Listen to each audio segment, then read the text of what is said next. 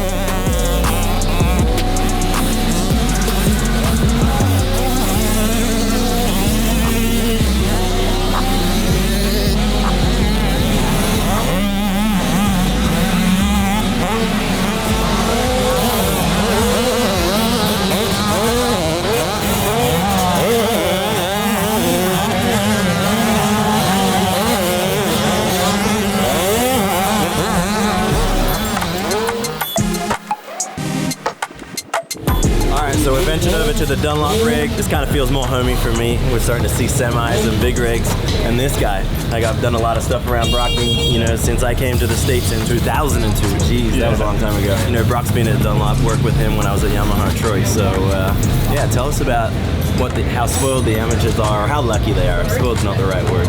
Yeah, I mean, at Dunlop, it's kind of spoils us too. I mean, we know how important the amateur racing is in motocross, particularly, and even in off-road racing. So, you know, our company understands the bottom-up approach as well as the top-down. You obviously started at the top, and you know what effort we put in at that level, and then we turn around and do the same at the amateur level, knowing that the riders here, they need, you know, they might need a slightly different amount of support or a slightly different product than even the amateurs do, but at the pro level, but you know, we understand. When we build a new tire, we build it 10-inch all the way to the full-size bikes. It's not like we only focus on one size or the other. The great thing about Dunlop is we have the product for the mini bikes, like Brock said, and also there's no other company that has a position just for amateur support in the entire world, and for Dunlop they have that, and that's really important to these kids, and they go around the country to all these races and help out the riders, so it's fun. I enjoy the testing too. Come out with a new product, like we said.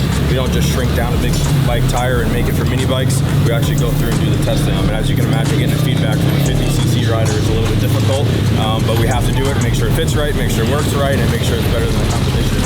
So we really enjoy that. It's a cool part of Dunlop.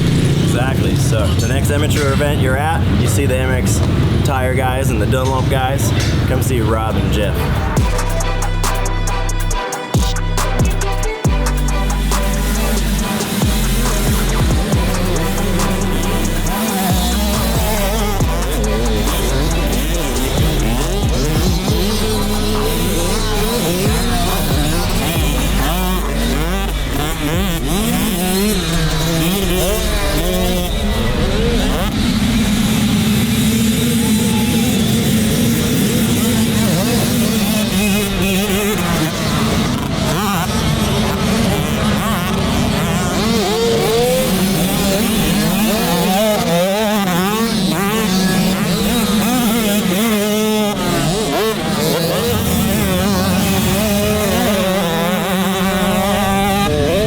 Yesterday and today they're calling for wind, so you know, obviously they're doing their best to limit dust, you know, at the expense of a pretty wet, deep track in the middle. So yeah, it looks like a fun track. You know, so many different. It's funny because like I watch these amateur tracks or big races like this, and there's so many different levels and different size bikes, and they're so aggressive, and I swear they get rougher than Pro Nationals. And when you look at it, you know, Pro Nationals have, you know, 2 classes, 4 times each, you know, so they're pretty limited. where these guys are just like out there and super aggressive, and it's actually fun to watch. So I like these races like this because it makes me excited, because when you look at the kids that are winning and competing for wins and championships at this age group, they're really quite skilled. So I think that Tate, it's exciting for Tate. I think it's a good little group. I think it's a true gauge of where you need to be in racing and globally in general. So anyway, we're keep chasing. We've got work to do, and we'll just chip away this next couple of days, and first things first, make the motos, and then go from there. Ready? I think so.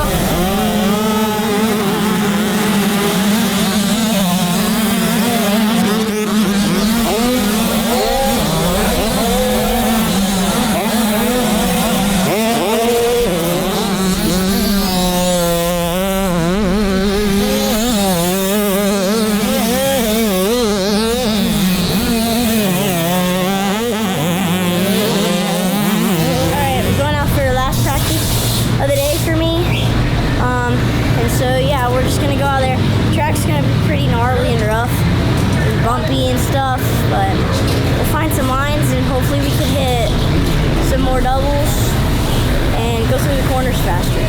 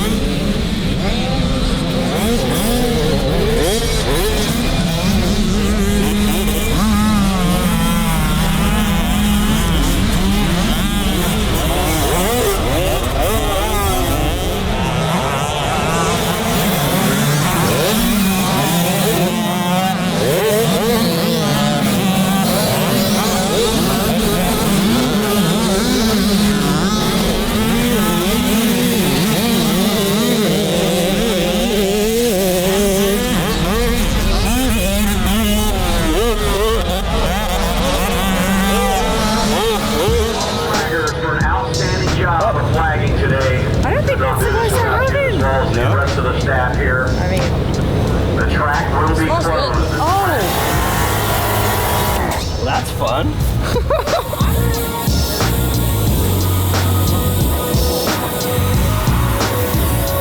Sun setting on another awesome day here. Ah, man, what a track. Really, really tough. You know, Kaya was second practice and she rode really well.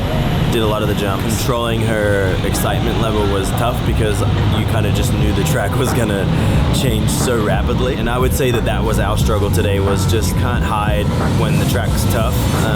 And so when you're trying to, you know, here they have a qualifying system, which is basically set your gate pick in our cases for Tate in divisions.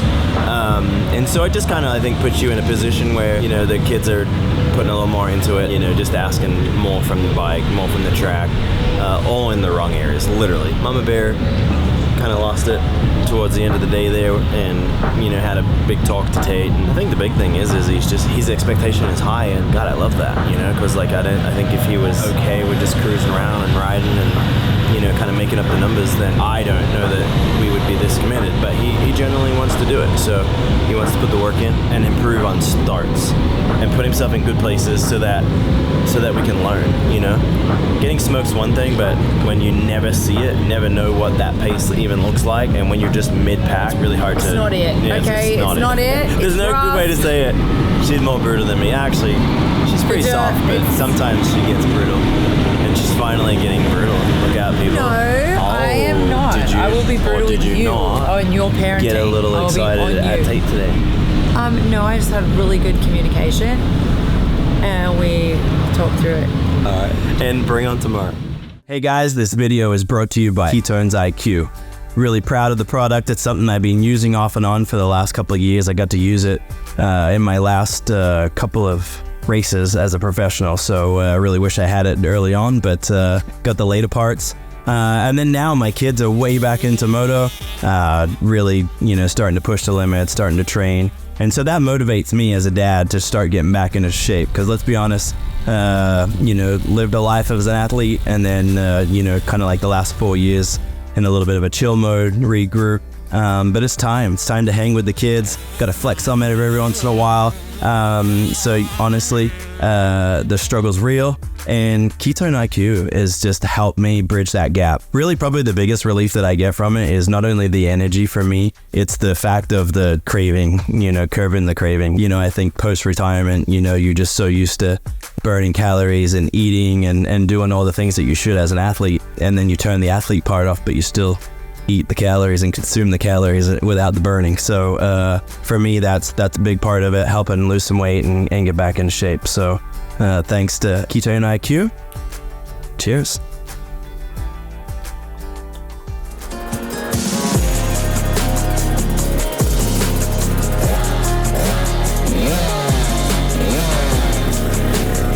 Good morning, early one, 7:30. Sun's just come up, and we're gonna drop some gates here about 8 a.m. Kaya's second moto is the group before, has some divisions, so should be about third race on track. I kind of expected a bunch of water. Maybe it is underneath, but it actually looks better today. Yesterday was calling for a lot of wind, so I think that they took the necessary steps to keep the track watered, but today looks better, and honestly, I think it was a pretty new track, and my experience tells me that new tracks always ride better the second day, third day. So anyway, we're excited. Possible chance of rain this afternoon, which Kaya should be done. I'm good with rain. And this dirt is so easy to wash, so even the mechanic side of me is good with it. We are ready to go racing. Ready? Yeah. Did you get on the Peloton and get warmed up, or are you just good? Bounce out of bed and are you good? Yeah. All right. Don't need to warm up? I hated warming up. I felt like it was energy that I was using. That I might have needed. No. There's some science behind that supposedly warming up is better.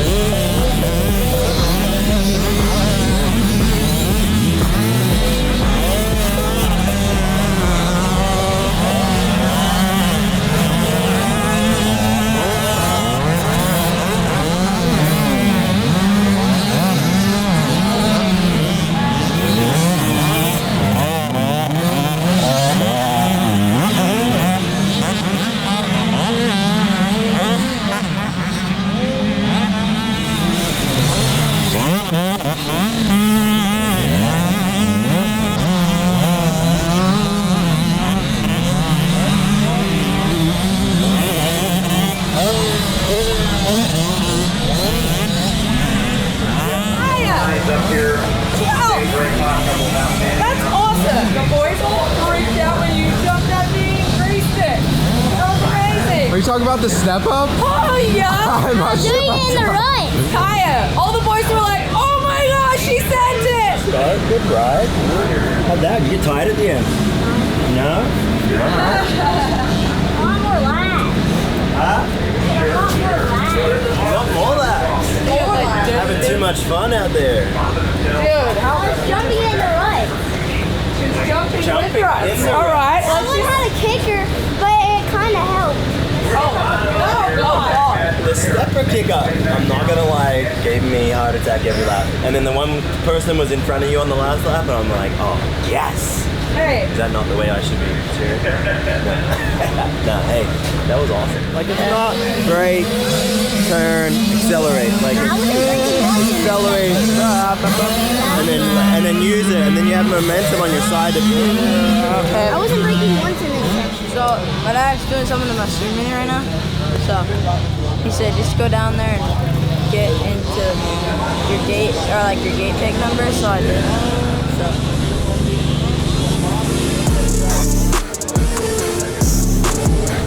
Alright, when you do this, lock in, lock in and do a good start.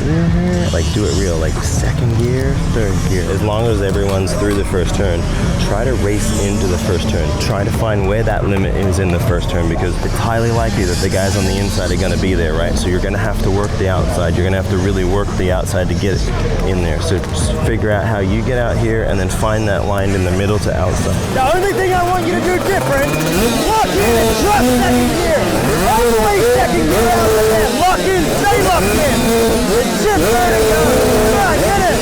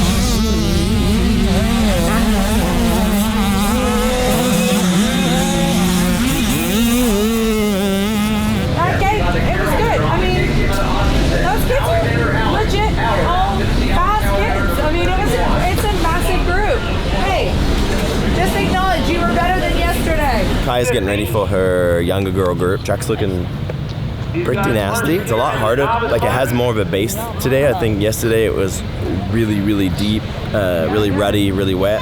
So they've kind of countered that a little bit. And I think it's gotten real edgy and sharp edge bumps. So we'll see how it races.